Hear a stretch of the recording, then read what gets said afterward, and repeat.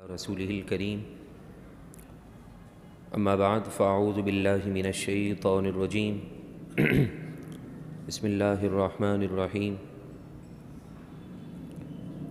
اهدنا الصراط المستقيم صراط الذين أنعمت عليهم غير المغضوب عليهم ولا الضالين إن الله وملائكته يصلون على النبي یا ایھا الذین آمنوا صلوا علیہ وسلموا تسلیما اللہم صل علی سیدنا و مولانا محمد معدن الجود والکرم وآلہ وصحبہ وبارک وسلم والحبیب الذی ترجى شفاعته لكل هول من الأهوال مقتحم یا من یشفع عند حضرة طه اشفع لنا یا اوجہ الشفعاء نظرت إلى بلاد الله جمعا كخردلة على حكم اتصالي مولاي صلي وسلم دائما أبدا على حبيبك خير الخلق كلهم۔ خالق کائنات کا بے حد کرم ہے اور اسی کے فضل سے جمعۃ المبارک کی ان پرکیف ساعتوں میں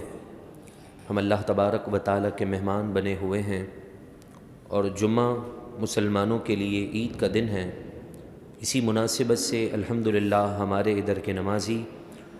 جمعے کی نماز سے پہلے بھی اور جمعے کی نماز کے بعد بھی لوگوں سے مصافحے کے ساتھ ساتھ گلے بھی ملتے ہیں۔ اس سے محبت، اخوت اور دین اسلام کی بنیادیں جن عظیم بنیادوں پر موجود ہیں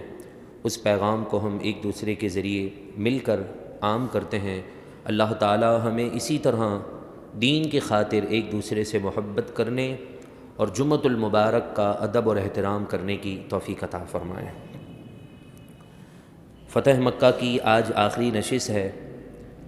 کہ جب رسول اللہ صلی اللہ علیہ وسلم نے اسلام کی فتح، جو سب سے فتح مبین جسے قرآن نے فرمایا وہ فتح مبین ہو چکی، اور اس کے بعد اللہ کے محبوب نے مطاف سے یعنی طواف کرنے کی جگہ سے بتوں کا خاتمہ کر دیا، اور پھر اس کے بعد آقا دو جہاں صلی اللہ علیہ وسلم نے مکۃ المکرمہ کا جو انتظام تھا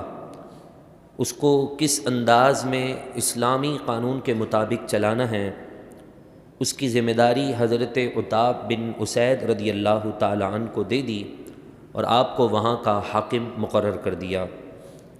اور حضرت معاذ بن جبل رضی اللہ تعالی عنہ کو اس خدمت پر مامور کیا کہ جو بھی نیا مسلمان ہو اسے دین اسلام کی تعلیمات، نماز، روزے اور دیگر بنیادی باتوں کے احکامات کی تعلیم آپ نے انہیں دینی ہے۔ دینی اعتبار سے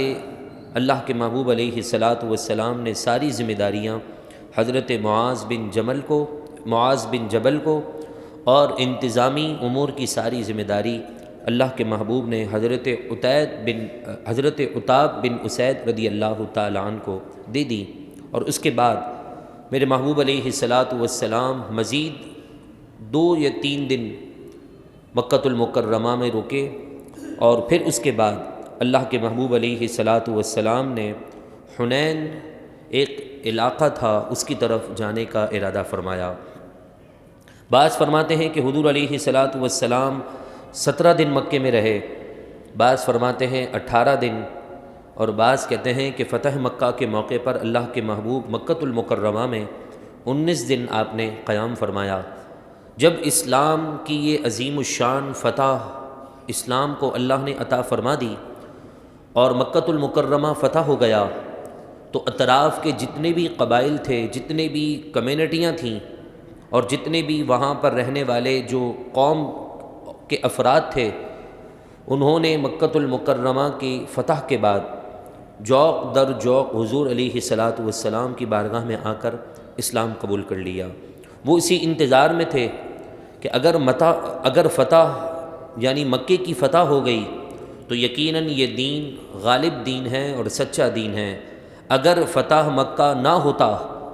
تو یہ اس بات کو سمجھ لیتے کہ نعوذ باللہ حضور علیہ الصلاۃ والسلام کا دین سچا دین نہیں ہے۔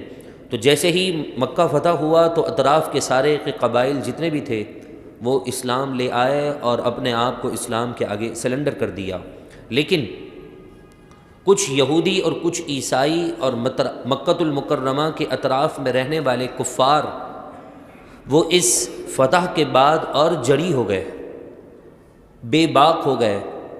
اور انہوں نے یہ خیال کیا کہ انہوں نے جبراً، محمد الرسول اللہ نے جبراً مکۃ المکرمہ پر جو ہے وہ اپنا حکم جاری کر دیا ہے، تو وہ حنین کے مقام پر اور پھر طائف کے مقام پر اور اطراف کی جگہوں پر جا کر وہاں جو ابھی مسلمان نہیں ہوئے تھے انہیں جنگ کے لیے ابھارنے لگے۔ رمضان المبارک کی 20 تاریخ کو مکہ فتح ہوا، اور اس کے تقریباً 17 یا کچھ دنوں کے بعد شوال المکرم کے مہینے میں اللہ کے محبوب علیہ الصلاۃ والسلام نے جو ہے وہ حنین کی طرف جانے کا ارادہ فرمایا۔ تاریخ اسلام میں اس کے 2 نام ہیں، غزوہ حنین یا پھر غزوہ ہوازن، کیونکہ وہاں جو قبیلہ لڑنے کے لیے مسلمانوں سے آیا تھا اس قبیلے کا نام ہوازن اور ثقیف تھا، تو اس مناسبت سے تاریخ اسلام میں اس جنگ کے 2 نام ہیں، غزوہ حنین جس کا ذکر اللہ تبارک و تعالیٰ نے 10ویں پارے میں واضح آیت کے ساتھ یہ بات ارشاد فرمائی۔ 10واں پارہ ہے، اللہ کا کلام ارشاد فرماتا ہے وَيَوْمَ حُنَيْنٍ اِذْ أَعْجَبَتْكُمْ كَثْرَتُكُمْ فَلَمْ تُغْنِ عَنْكُمْ شَيْئًا، کہ حنین کے دن مسلمانوں کی اکثریت نے انہیں تعجب میں ڈال دیا۔ جب رسول اللہ علیہ الصلاۃ والسلام غزوہ حنین کی طرف بڑھ رہے تھے تو اس وقت میرے محبوب علیہ الصلاۃ والسلام کے ساتھ 12,000 کا لشکر یا پھر ایک روایت کے مطابق 10,000 کا لشکر تھا، اور اس سے پہلے جتنی فتح ملی ہیں، جتنی جنگیں ہوئی ہیں، ان تمام جنگوں کے اندر مسلمانوں کی اتنی بڑی تعداد نہ تھی، سینکڑوں میں ہوتی، کبھی 313، کبھی 500، کبھی 700، کبھی 1200، لیکن فتح مکہ کے بعد یہ اگلے ہی مہینے حنین کے موقع پر اتنی بڑی جنگ اور کثرت بھی اتنی، تو بعض نئے مسلمانوں نے اپنی زبانوں سے یہ جملہ کہہ دیا کہ آج تو تعداد بھی بہت ہے، آج تو ہم کافروں سے چن چن کر بدلہ لیں گے، جتنا بدلہ ہمارا باقی تھا ہم آج لیں گے کیونکہ ہم کثرت میں زیادہ ہیں۔ یہ نئے مسلمان کا جملہ اللہ تبارک و تعالیٰ کی رحمت کو ناراض کر گیا، حالانکہ کثرت بھی تھی، کبھی 313 ہوتے تھے تو سامنے 10,000 کا لشکر، کبھی 700 ہوتے تھے تو 15-20 ہزار کا لشکر، اس پر اللہ فتح عطا فرما دیتا تھا۔ آج تو یقینی فتح ملنی تھی کہ 10,000 کا لشکر ہے مسلمانوں کا، لیکن یہ جملہ کہ آج ہماری کثرت زیادہ ہے، ہم یقیناً جیتیں گے، یہ اللہ تبارک و تعالیٰ کی رحمت کو یہ جملہ جو ہے وہ ناگوار گزرا، جس کی وجہ سے ہوا یہ کہ تاریخ اسلام میں رسول اللہ علیہ الصلاۃ والسلام کی موجودگی میں ایک یہ وہ واحد جنگ ہے، یہ وہ واحد غزوہ ہے کہ جس میں مسلمانوں کو سب سے زیادہ نقصان اٹھانا پڑا تھا۔ حضور علیہ الصلاۃ والسلام کی موجودگی میں جتنی جنگیں ہوئیں ان میں سب سے زیادہ نقصان غزوہ حنین میں 8 سن ہجری اور شوال المکرم کے مہینے میں یہ جنگ ہوئی کہ اس میں ہزاروں کی تعداد میں مسلمانوں کے پاس تلواریں تھیں اور نیزے بھی تھے، افرادی قوت بھی بڑی تھی، کھانے پینے کے سامان کی جو اشیاء تھی وہ بھی بکثرت تھی، لیکن اس کثرت پر مسلمانوں میں سے کچھ کو ناز ہو گیا، تو ایسی کیفیت پیدا ہوئی کہ جب صبح کے وقت جنگ کا آغاز ہوا تو مسلمان اپنی شان و شوکت کے ساتھ آگے بڑھتے جا رہے تھے، لیکن کافروں کی طرف سے ایک ایسا ریلا آیا کہ جنہوں نے مسلمانوں کے قدم کو اکھاڑ دیا اور مسلمان پیچھے ہونے لگے۔ بعض نے فرمایا کہ ڈر کر یہ پیچھے ہوئے، نہ، ہمیشہ یہ یاد رکھیے گا کہ جو اصل فوجی ہوتا ہے نا، مجاہد ہوتا ہے نا، وہ پیچھے بھی ہوتا ہے نا تو اپنے آپ کو سنبھالنے کے لیے ہوتا ہے کہ میں اپنے آپ کو سنبھال لوں، یک دم گیر جو ہے میں اس پر ایک دم سے حملہ کروں گا تو وہ میرے حملے کا وار نہ سمجھ سکے گا اور وہ اپنی جڑیں اور اپنی صفیں اکھاڑ دے گا۔ تو صحابہ کرام علیہم رضوان اس غرض سے پیچھے ہوئے کہ ہم پیچھے ہٹ کر اپنے آپ کو سنبھالیں، ان کے کچھ وار کو خالی جانے دیں، اور پھر ایک ساتھ جب حملہ کریں گے تو کافر لوگ اپنی سفروں کے اندر جو ہے وہ بھاگنا شروع کر دیں گے، اور اس سبب سے اللہ فتح عطا فرما دے گا۔ لیکن ایسا ہی ہوا کہ مسلمانوں کی تلواریں جو ہے وہ جس طرح چلنے لگیں، اور دن جب شروع ہوا تو مسلمان کو بظاہر ایسا محسوس ہو رہا تھا کہ فتح بس چند منٹوں میں مل جائے گی، مگر دوپہر سے پہلے کاسا پلٹ گیا، کافروں نے مسلمانوں پر غلبہ پا لیا، حالانکہ ذات مصطفیٰ خود موجود ہے۔ میرے محبوب علیہ الصلاۃ والسلام کا لشکر، آپ کے ساتھ جتنے صحابہ تھے وہ 4 سے 5 کے درمیان کی تعداد تھی، وہ آگے سے آگے بڑھ رہے تھے۔ خود میرے محبوب نے تلوار ہاتھ میں لی اور میدان میں اتر گئے، اور یہ الفاظ کہہ رہے تھے، انا النبی لا کذب، انا ابن عبد المطلب، انا ابن عبد المطلب، کہ میں سچا نبی ہوں، جھوٹا نہیں ہوں، اور میں عبد المطلب کا بیٹا ہوں۔ حضور علیہ الصلاۃ والسلام اپنے خاندان، اپنی شان اور جو ہے رفعت کو بیان کرتے ہوئے خود آگے بڑھ رہے ہیں اور اپنے صحابہ کو حوصلہ دے رہے ہیں۔ صحابہ کرام علیہم رضوان فرماتے ہیں کہ رسول اللہ علیہ الصلاۃ والسلام کے ساتھ اس وقت جتنے صحابہ موجود تھے وہ ہم سب میں سب سے زیادہ بہادر تھے، کہ ہر طرف سے تلوار بھی، نیزوں کے وار ہو رہے تھے، لیکن حضور دین کی سربلندی کے لیے اپنے صحابہ، اپنے غلاموں کے ساتھ آگے سے آگے بڑھتے جا رہے تھے۔ اور جو مسلمان اس کیفیت میں ڈگمگا گئے اور اس کیفیت میں اپنے آپ کو نہ سنبھال سکے، وہ مسلمان جب پیچھے ہٹے اور جب انہوں نے مڑ کر دیکھا کہ رسول اللہ علیہ الصلاۃ والسلام کافروں کی صف میں داخل ہونے والے ہیں، تو انہوں نے بھی ایک دوسرے کو آواز دے کر کہا کہ آؤ، ہمارے نبی کافروں سے لڑنے کے لیے چلے جا چکے ہیں، کہیں ایسا نہ ہو کہ کوئی کافر میرے نبی کو نقصان پہنچا دے۔ آپس میں انہوں نے ہمت باندھی اور پھر سب بندی کرتے ہوئے وہ کافروں کی طرف بڑھنے لگے، یہاں تک کہ رسول اللہ علیہ الصلاۃ والسلام نے حضرت عباس رضی اللہ تعالی عنہ کو کہا کہ اے عباس، بلند آواز سے گئے ہوئے مسلمانوں کو پھر بلا لو، کیونکہ اس وقت آپ کی آواز میں بڑی لاؤڈلی، اللہ نے آپ کو آواز بڑی لاؤڈلی عطا فرمائی تھی کہ آپ اگر ایک جگہ سے دوسری جگہ آواز پہنچانا چاہتے تو اپنی دھیمی آواز سے بھی آپ پورے مجمع کو خطاب کر دیا کرتے تھے۔ اللہ نے حضرت عباس رضی اللہ تعالی عنہ کی آواز میں وہ طاقت رکھی تھی، ہر طرف بھگدڑ مچی ہوئی ہے، کوئی وہاں جا رہا ہے، کوئی وہاں جا رہا ہے، اس میں حضرت عباس نے آواز بلند کرنا شروع کی۔ حضور علیہ الصلاۃ والسلام بھی موجود ہیں، آپ نے حضور کے حکم پر صحابہ اکرام علیہم رضوان کو آواز دینا شروع کی کہ یا معشر الانصار، یا معشر المہاجرین، اے انصار کے گروہ، اے مہاجرین کے گروہ، اے ہجرت کرنے والوں، اے جہاد کرنے والوں، دیکھو تمہیں رسول اللہ صلی اللہ علیہ وسلم بلا رہے ہیں، فوراً پلٹ آؤ۔ جس کے کان میں حضرت عباس کی آواز پہنچی،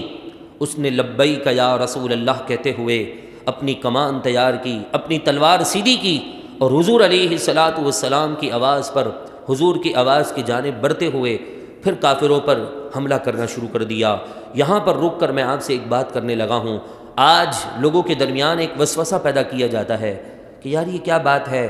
جمعۃ المبارک کے دن لوگ بڑے آواز سے مائک پر یا نبی سلام علیکہ پڑھتے ہیں، کوئی مصطفیٰ جان رحمت پڑھتا ہے، اور پھر قرآن کی آیت پیش کی جاتی ہے کہ یا ایھا الذین آمنوا لا ترفعوا اصواتکم فوق صوت النبی ولا تجہروا له بالقول کجہر بعضکم لبعض ان تحبط اعمالکم وانتم لا تشعرون، کہ اے مسلمانوں، نبی کی آواز پر اپنی آواز کو پس کر لو، ایسا نہ ہو کہ تمہاری آپس کی گفتگو کی طرح تم اس طرح گفتگو کرنے لگ جاؤ، تمہاری آواز نبی کی آواز پر بلند ہو جائے تو تمہارے اعمال ضائع ہو جائیں گے، تمہیں اس بات کا علم بھی نہ ہوگا۔ قرآن کی یہ آیت ہے، اور ایک طرف حضرت عباس کا یہ عمل ہے کہ آپ نے حضور کی موجودگی میں اتنی بلند آواز سے دور گئے ہوئے مسلمانوں کو واپس بلایا تھا۔ اب میں آپ کے ضمیر سے پوچھنا چاہتا ہوں، یا پھر اس آیت کے مفہوم کو غلط پیش کرنے والے لوگوں کے ضمیر سے پوچھنا چاہتا ہوں، مجھے بتائیے کیا حضرت عباس کے اعمال ضائع ہوئے کہ نہیں ہوئے؟ اگر آپ کہتے ہیں کہ اعمال ان کے ضائع نہیں ہوئے، کیوں نہیں ہوئے؟ کیا انہوں نے حضور کی آواز پر اپنی آواز بلند نہیں کی؟ ان کی آواز تو کتنی بلند تھی کہ دور، کئی کلومیٹر دور جہاں مسلمان چلے جا چکے تھے ان تک آواز پہنچی تھی، حضور تو ساتھ میں موجود تھے، کتنی اپنی آواز بلند کی ہوگی۔ اب میرا سوال یہ ہے کہ اب اگر ان کے اعمال ضائع نہ ہوئے تو اس آیت کا مفہوم اور مطلب کیا ہوگا؟ یقیناً یہ آیت ہمیں یہ پیغام دے رہی ہے کہ اگر حضور کی محبت میں آواز بلند ہو اور حضور کی دین کی سربلندی کے لیے، حضور کی عظمت اور شان میں بلندی کے لیے اگر آواز بلند ہو رہی ہے تو اس آواز کی بلندی پر اعمال ضائع نہیں ہوتے۔ آپ مجھے بتائیے، ذات اقدس آج گنبد خضرا کے سائے میں موجود ہے، وہاں بھی تو اذان بلند آواز سے دی جاتی ہے۔ مسجد نبوی میں آج بھی آواز بڑے بڑے مائک میں دی جاتی ہے۔ ہمارے مائک سسٹم ان کے آگے کیا ہوں گے؟ ان کی مائک کی سسٹم کی آواز سن کر بڑے بڑے گناہ گاروں کے دل کانپ اٹھتے ہیں، ہر ایک کی روح کانپ جاتی ہے۔ اور پھر وہاں بھی ہر پلر پر ایک اسپیکر لگا ہوا ہے، وہاں تلاوت قرآن بھی بڑی آواز سے کی جا رہی ہوتی ہے، جمعے کا خطبہ بھی آواز سے دیا جاتا ہے، عیدین کا خطبہ بھی جو ہے وہ اذان اور خطبہ بھی، عیدین کا بھی، جمعے کا بھی، سب مائک میں آواز سے دیا جا رہا ہے، حالانکہ وہاں ذات مصطفیٰ خود موجود ہے۔ حضور علیہ الصلاۃ والسلام اپنی قبر انور میں ملاحظہ کر رہے ہیں اپنے ہر امتی کو، تو مجھے بتائیے تو کیا قرآن کی آیت وہاں نہ پڑھی جائے گی؟ نہیں، بلکہ اس کا یہ مطلب ہے کہ جب حضور علیہ الصلاۃ والسلام گفتگو فرما رہے ہوں اور صحابہ سامنے موجود ہوں، ان کی آواز جتنی نکل رہی ہے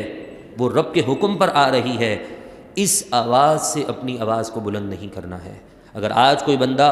کراچی کی یا پاکستان یا دنیا کے جس کونے میں بھی کھڑے ہو کر